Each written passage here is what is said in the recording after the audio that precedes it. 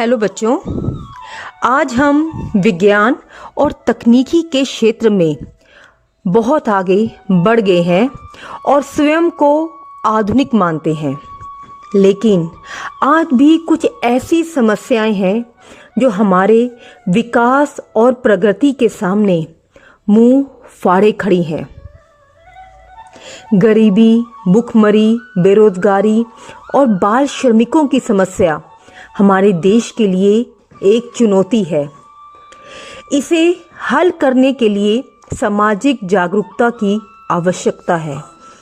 तिथि तवोरा जी की कहानी जादुई कालीन बाल श्रम जैसी समस्या के प्रति जागरूकता लाने का एक प्रयास है।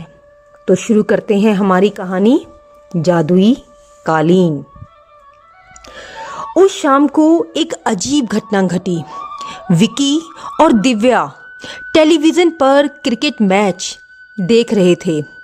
विकी की आंखें पर्दे पर जमी हुई थी और वह कटोरी में से चिप्स निकालकर खा रहा था। आउट! उत्साह में उसके हाथ से चिप्स नीचे गिर गए। इससे पहले कि वह उन्हें उठाता, वे गायब हो गए। तभी उसे एक आवाज सुनाई दी। वाह, बहुत ही स्वादिष्ट। विकी धीरे से अपनी दीदी दिव्या से फुसफुसाया। दीदी, ये कालीन तो बोल रहा है। उसकी दीदी दिव्या ने हाँ में सिर हिलाया। उसे भी आवाज सुनाई दे रही थी। विकी ने कालीन की ओर देखते हुए पूछा, सुनो, तुम कौन हो? मैं अजीज हूँ, इस कालीन को बनाने वाले बच्चों में से एक। तुम तो एक छोटे बच्चे जैसे प्रतीत हो रहे हो। तुमने ये कालीन कैसे बनाया होगा? मैं तो फिर भी बड़ा हूँ, मुझसे भी छोटे बच्चे यह काम करते हैं। कहाँ? कालीन के कारखाने में, जहाँ मैं रहता हूँ। तुम वहाँ रहते हो तो तुम्हारी आवाज यहाँ कैसे आ रही है? वो क्या है कि एक दिन जब मैं ये कालीन बुन रहा था, तभी मैंने दिन में ही एक सपना देखा। मुझे लगा कि जिन लोगों ने ये कालीन खरीदा है, वे मुझे भी अपने घर ले आए हैं।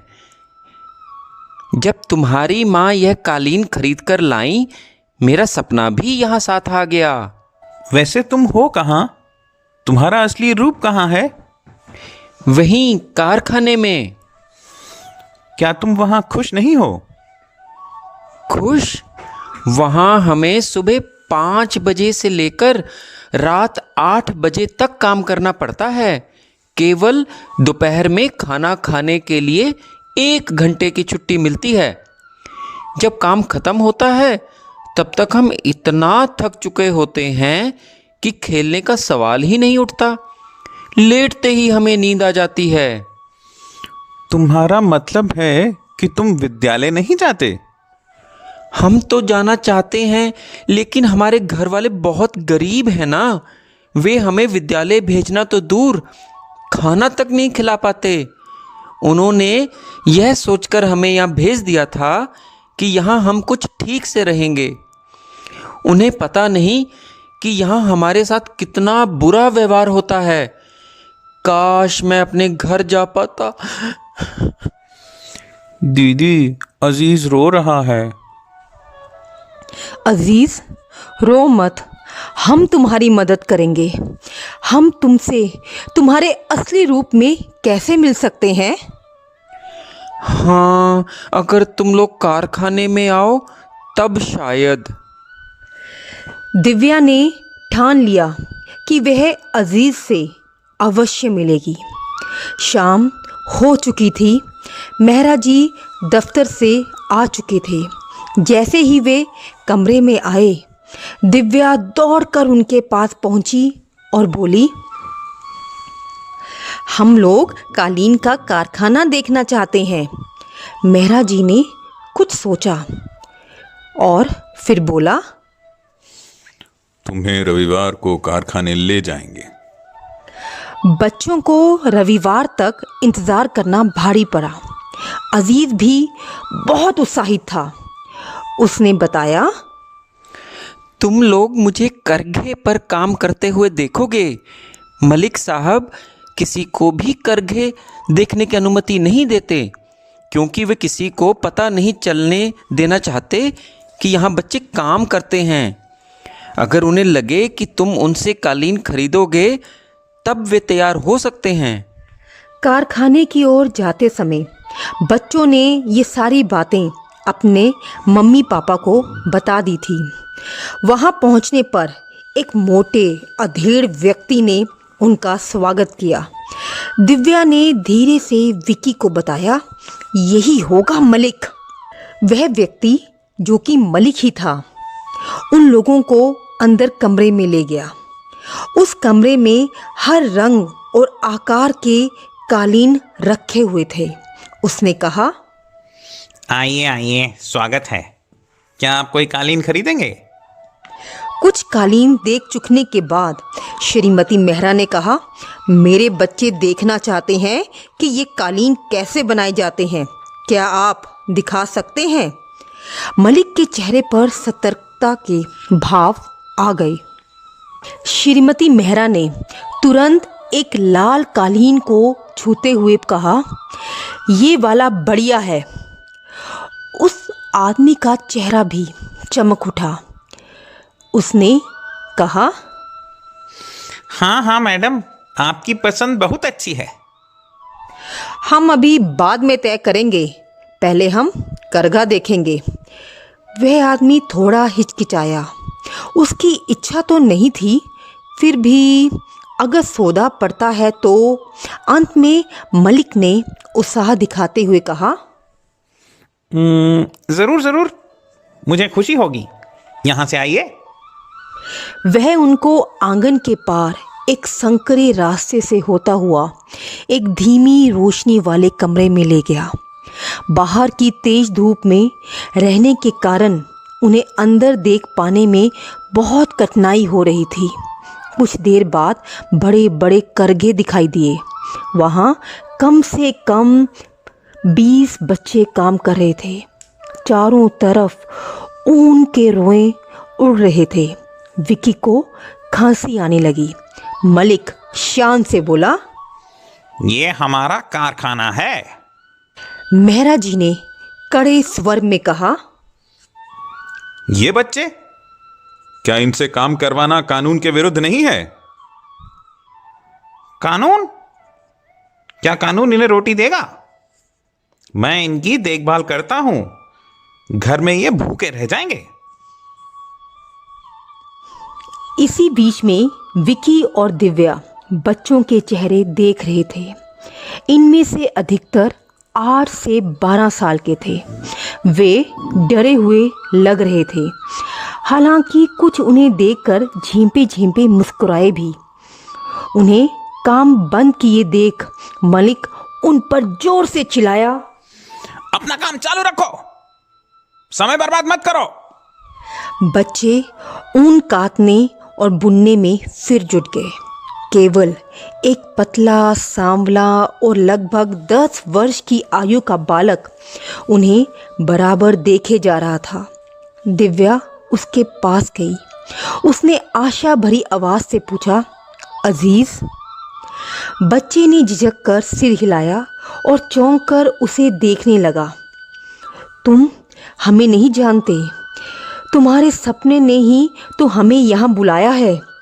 बच्चे के मुख पर एक हल्की सी मुस्कान तैर गई।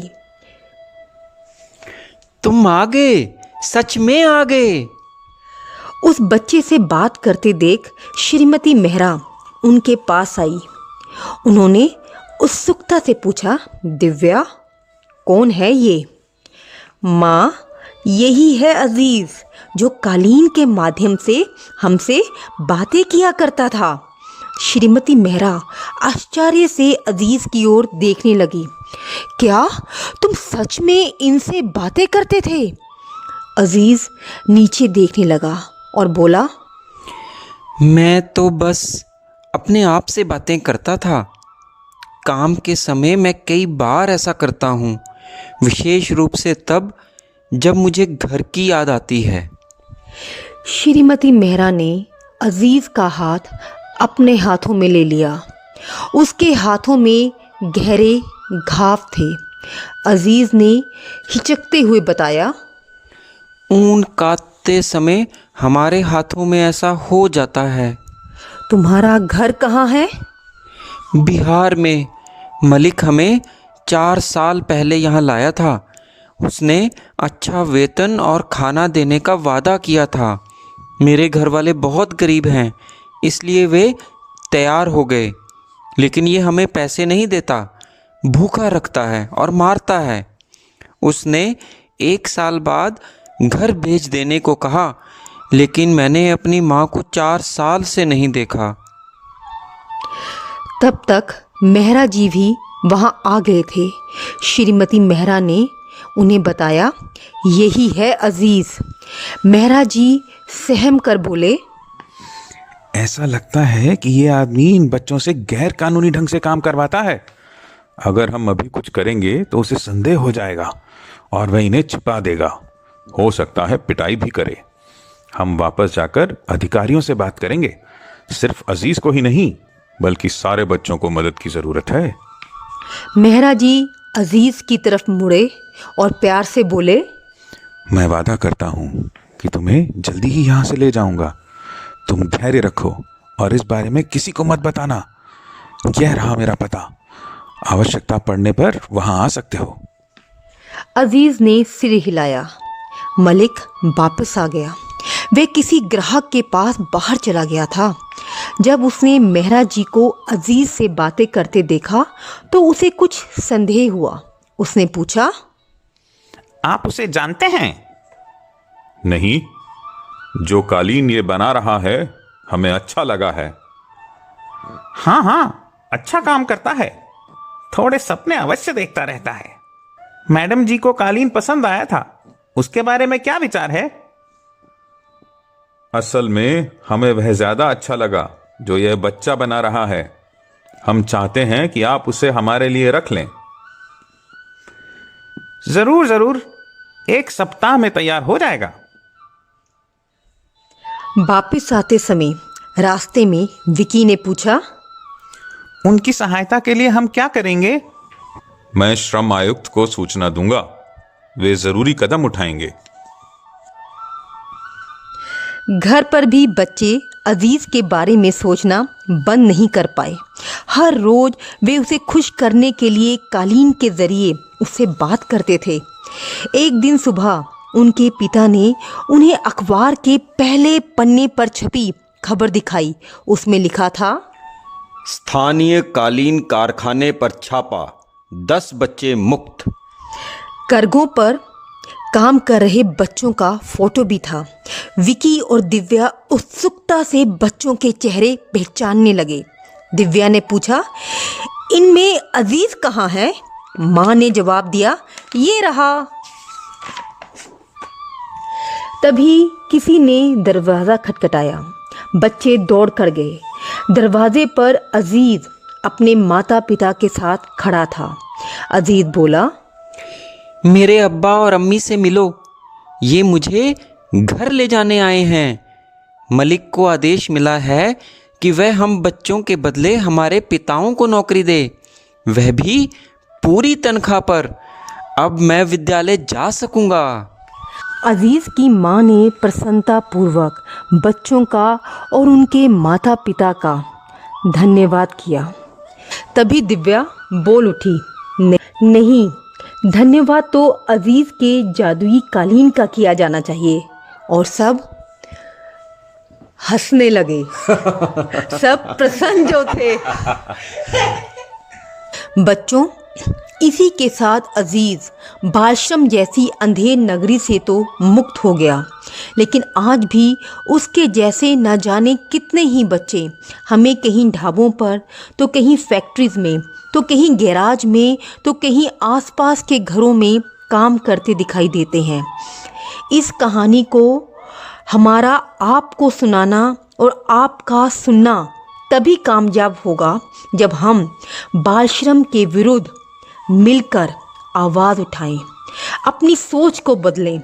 और इस दिशा में हमारा पहला कदम होगा अपने आसपास और स्वयं अपने घर या दफ्तर में किसी भी नाबालिग उम्र के बच्चे को काम पर ना रखें। सिर्फ हंगामा खड़ा करना मेरा मकसद नहीं, सारी कोशिश है कि ये सूरत बदलनी चाहिए। मेरे सीने में नहीं तो तेरे सीने में ही सही, हो कहीं भी आग, लेकिन आग जलनी चाहिए। धन्यवाद।